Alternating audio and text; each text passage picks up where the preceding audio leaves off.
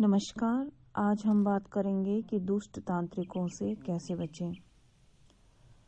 जैसा कि आप सभी जानते हैं कि तंत्र विद्या हमारे ही देश में नहीं अपितु इस दुनिया के हर देश में, हर क्षेत्र में, हर भौगोलिक क्षेत्र में या किसी भी महाद्वीप पे चलती है।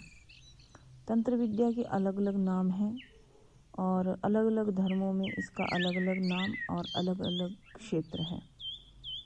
ऐसा नहीं है कि तंत्र विद्या सिर्फ भारत देश में ही अधिक सुविख्यात है या प्रसिद्ध है, ऐसा नहीं है। तंत्र विद्या अलग अलग देशों में अलग अलग नामों से जानी जाती है और हर एक धर्म में तंत्र विद्या या ब्लैक मैजिक या वाइट मैजिक होता ही है। वैसे यदि हम भारतवर्ष की बात करें तो बहुत सारे ऐसे तांत्रिक हैं जो अपनी तंत्र विद्या का दुरुपयोग करते हैं। ये उनका कसूर भी कह लीजिए और नहीं भी, क्योंकि जब कोई तंत्र साधना करता है या कोई नेगेटिव सिद्धि जब करता है, जैसे भूत प्रेत पिशाच डाकिनी कर्ण पिशाचनी या कोई और सिद्धि, तो उसे उस सिद्धि का प्रयोग करना ही पड़ता है। जिसी प्रकार हम अपने घर में कोई जानवर रखते हैं, जैसे मान ली कुत्ता रख लिया, खरगोश रख लिया, बिल्ली रख ली, तो उसका पालन जैसे हमें करना पड़ता है, उसका पालन पोषण जैसे उसका करना पड़ता है, उसका भरण पोषण करना पड़ता है, खिलाना पड़ता है, नहलाना पड़ता है, उसके खाने पीने का ध्यान रखना पड़ता है। उसी प्रकार जब कोई इस तरह की नेगेटिव सिद्धि हासिल कर लेता है, जिसे तामसिक सिद्धि भी कहते हैं, तो उस तांत्रिक को इसका उपयोग करना ही पड़ता है।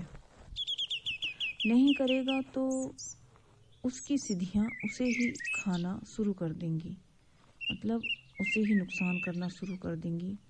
उसके सिर पे बैठ जाएंगी, उसके कंधे पे बैठ जाएंगी, उसकी दिमाग को डिस्टर्ब करेंगी।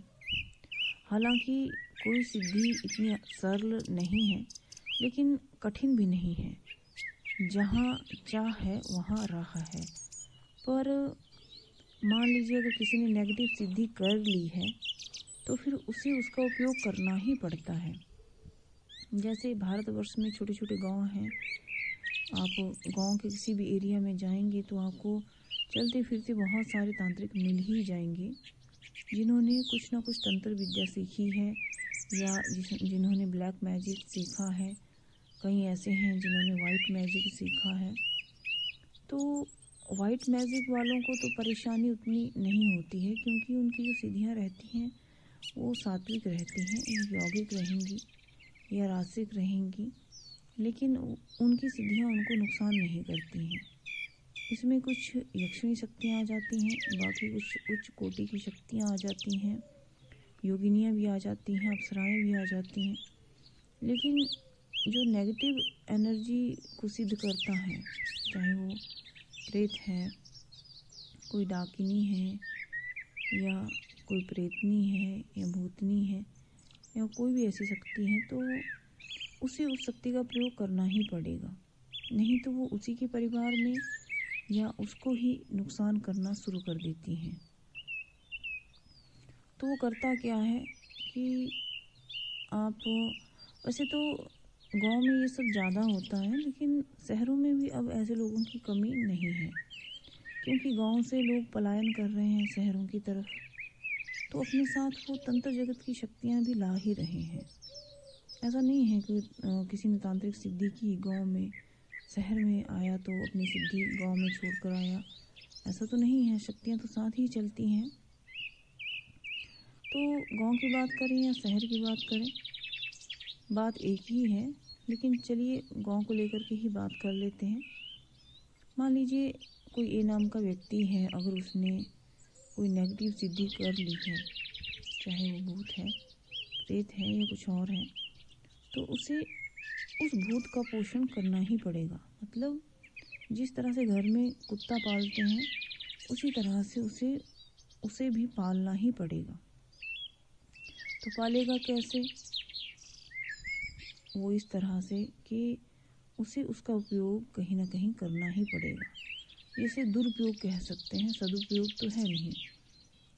तो उसे भूत या प्रेत किसी के ऊपर नेगेटिव शक्ति छोड़नी ही पड़ेगी। कई बार तो ऐसा हो जाता है कि कहीं आप जा रहे हैं या कोई जा रहा है, कोई तांत्रिक उसी रास्ते में मिल जाता है तो वो घर जा कर के वो बीमार पड़ जाता है। तो ऐसा नहीं है कि उस तांत्रिक के प्रभाव से वो बीमार हो गया, तांत्रिक को देखने से बीमार हो गया, नहीं। वो जो तांत्रिक के साथ जो नेगेटिव शक्ति जो चल रही है उसके कारण वो बीमार पड़ा, क्योंकि तांत्रिक की नज़र में ही उस प्रेत की नज़र रहेगी और वो बीमार पड़ जाएगा। और कई बार हम कहते हैं कि नज़र लग गई या कुछ इस तरह से। तो कई बार ऐसा भी है कि तांत्रिक कई बार किसी को कुछ कहते भी नहीं है, फिर भी सामने वाले के साथ अनिष्ट हो जाता है।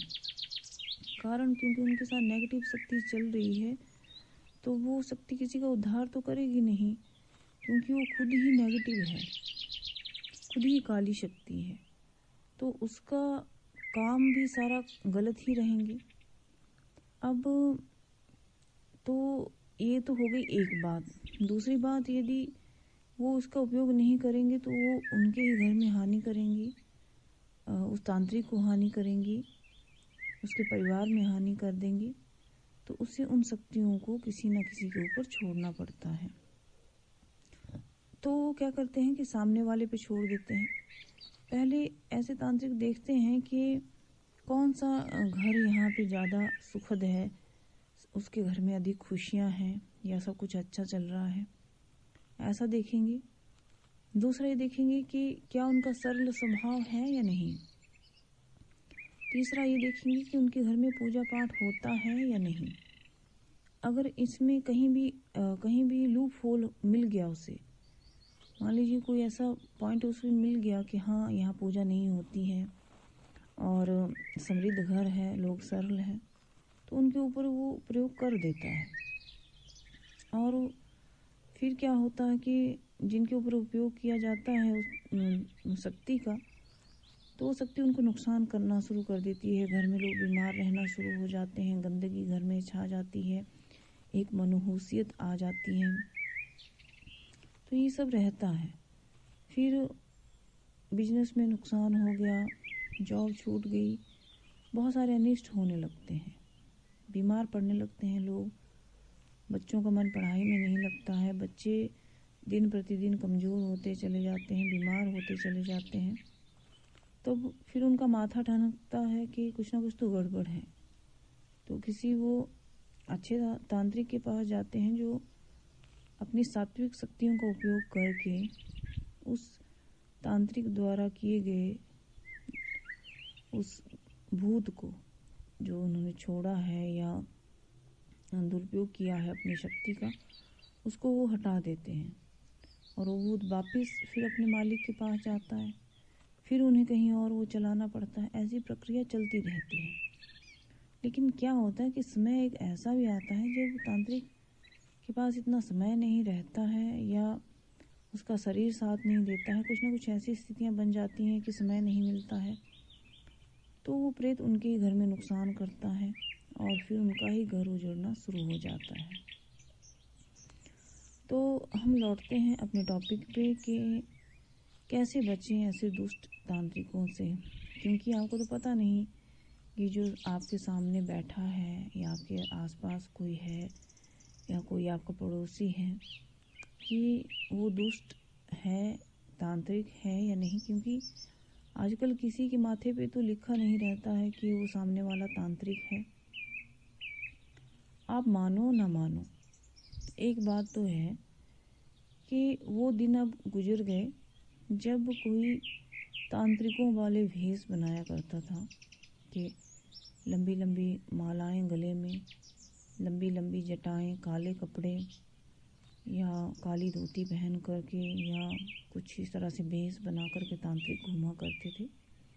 वो समय निकल गया। वो 70s 80s की बात हुआ करती थी, उससे पीछे पीछे की बात ये रही होगी। अभी जब से 90s का दौर आया, 20s का दौर आया, उसके बाद तांत्रिक भी मॉडर्न हो गए।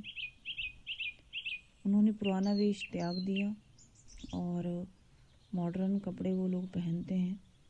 आप तो जान भी नहीं पाएंगे कि सामने वाला जो वेल एजुकेटेड है और अच्छी तरह से बात करता है, उसकी प्रेजेंटेशन बहुत अच्छी है और अच्छी जॉब भी कर रहा है, अच्छे कपड़े भी पहन रहा है, वे ऑफ स्पीकिंग भी बहुत अच्छा है, आप जान ही नहीं पाएंगे कि वो तंत्र क्षेत्र में भी दक्ष है। क्यों? क्योंकि उसने वो कोई तांत्रिक वाली वेशभूषा में नहीं है। आपको लगेगा नहीं उसकी बात करने से। ऐसा नहीं है कि वो इस तरह से कोई उच्चारण करेगा कि बोलो बच्चा क्या हुआ, या मतलब किसी देवी देवता का नाम लेगा, जैसे पुराने उसमें दिखाया करते थे कि जय माँ काली, लाइक इस तरह से कुछ उच्चारण करेगा। वो दिन अब लद गए। तो जो आज मॉडर्न बेस में जो तांत्रिक हैं उनका तो आपको पता भी नहीं चलेगा कि सामने वाला तांत्रिक है, लेकिन फिर भी उनको उन शक्तियों का उपयोग करना पड़ता है और वो करते हैं। आपको बता दें कि एक कलेक्टर साहब थे, उनके पिताजी बहुत बड़े तांत्रिक हुए और ये स्टोरी है, काफ़ी फेमस स्टोरी है एक इलाके की, नाम नहीं लेंगे।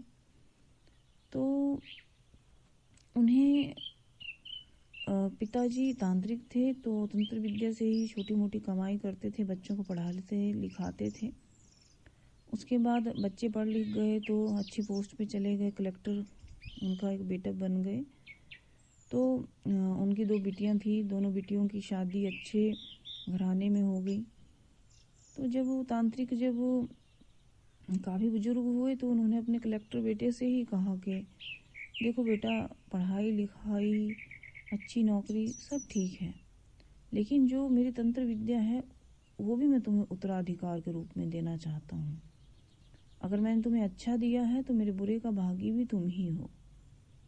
अगर मेरी प्रॉपर्टी तुम्हें उत्तराधिकार के रूप में मिलेगी तो तुम्हें वो शक्तियाँ भी मिलेंगी जो मैंने किया है या जो मैंने इस क्षेत्र में हासिल किया है।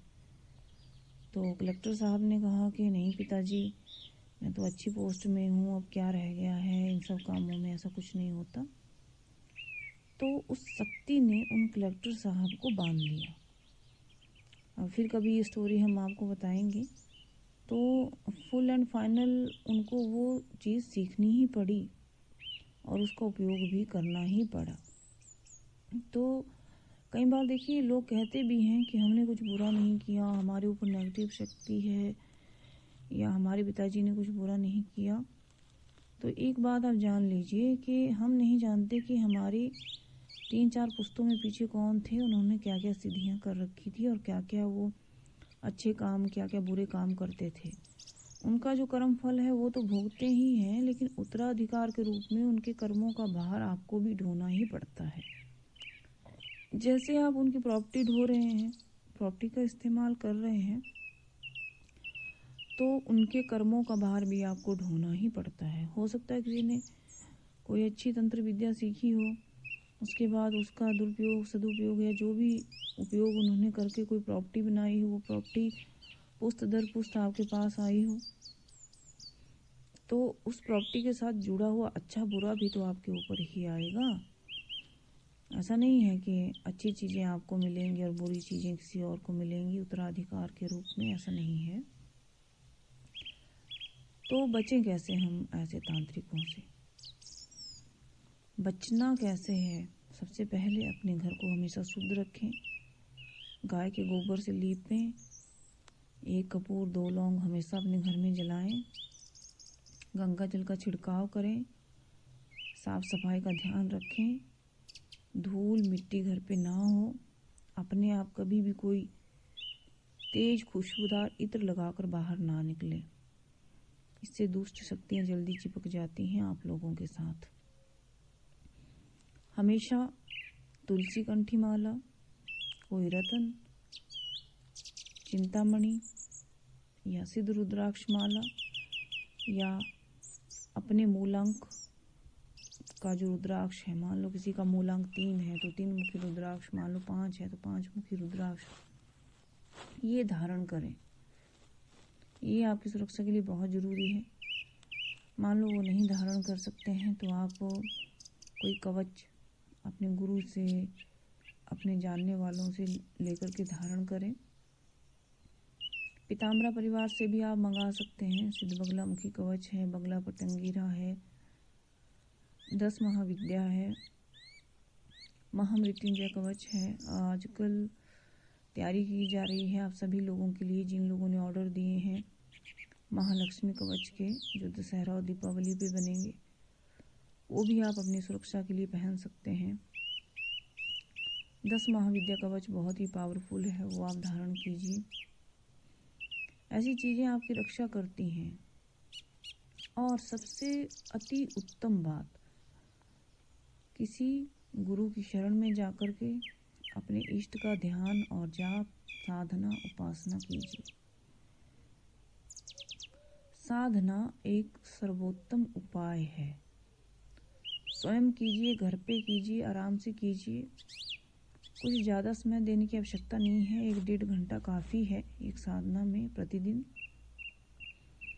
बीच बीच में ब्रेक ले सकते हैं। 11-21 दिन की, 31 दिन की कर सकते हैं साधना, या एक महीने में 11-11 दिन की कर सकते हैं। यह आपके लिए बहुत सहायक सिद्ध होंगे और भी बहुत सारे कार्य बनेंगे। हाँ, किसी कारण से अगर आप साधना करने में अक्षम हैं तो आप फिर कवच धारण कीजिए। चाहे आप पीताम्बरा परिवार से मंगाइए, कहीं और से मंगाइए, वो आपकी इच्छा रहेगी। अपने इष्ट का ध्यान, नाम जाप करते रहिए। गीता पाठ कीजिए, सिद्ध कुंजिका पाठ कीजिए, दुर्गा सप्तशती में जो पाठ किए गए हैं उनका सबका पाठ कीजिए, रामायण पढ़िए। ये ऐसे उपाय हैं जो आपको करते रहना चाहिए अपनी सुरक्षा के लिए और अपने परिवार की सुरक्षा के लिए।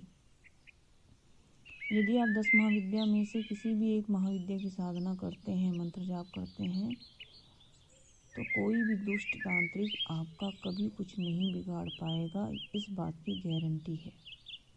लेकिन प्रॉपर विधि विधान जानकर ही कोई भी 10 महाविद्या साधना करें। चाहे आप धूमावती करें, माँ बगलामुखी करें, काली करें, सोरसी करें, भैरवी करें या माँ कमला करें, आपको कोई भी नुकसान नहीं पहुंचा पाएगा। नमस्कार।